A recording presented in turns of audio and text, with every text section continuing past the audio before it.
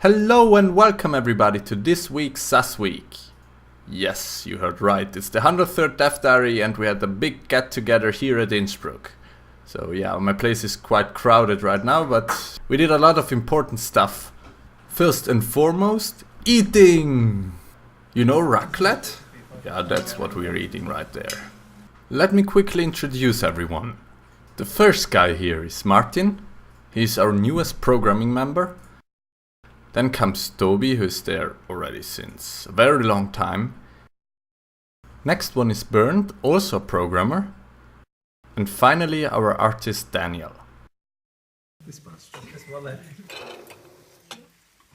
Sini from Finland joined us too, and she brought a lot of good stuff from her home. Chris brought something from Swiss like chocolate and basil leckli, so yeah, it was really hard to stop. Well, eating, I mean. Also, you wanted to know how our daily routine looks like. Here you get a short impression from our SAS week while we were working.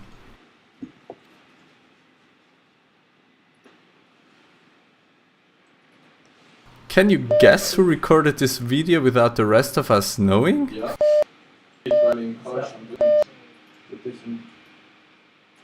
Ja, aber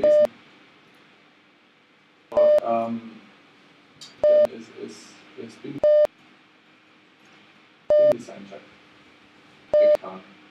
Also, okay. Und warum hat, dann ist das.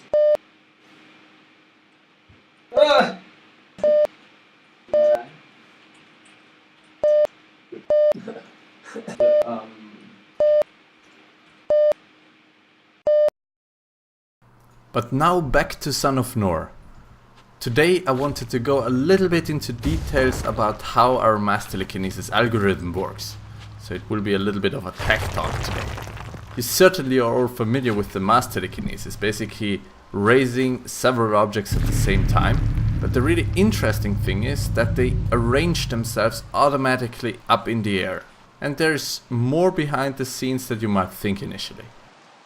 So basically how this works is that every stone and every object basically needs to find its own place in this entire arrangement. That is because we don't want two objects ending up right in front of each other or overlapping into the forward direction, because when you shoot them you don't want them to collide with each other. That would be really annoying, right? So what happens is that every object gets its own box around itself projected into the shooting direction, and then these boxes are trying to find a configuration that allows them to not overlap at all. Suppose there are 5 stones around the player. When he presses shift, the initial configuration might look like this. Also, we add a non-movable box for the player himself because we want to guarantee a clear line of sight. Then an iterative Jacobi solver will try to resolve all the overlaps and move the objects to valid positions. Maybe you noticed that sometimes some objects still overlap. That is because in some instances the Jacobi solver might fail, and then the most important thing is that the clear line of sight is achieved. Everything else is then neglected. Usually that isn't a big deal because the objects still have enough time to move in front of the player to be shot. Only if the player throws in a very fast sequence, then they might collide in these instances. Today I'll risk to show you a little bit of code.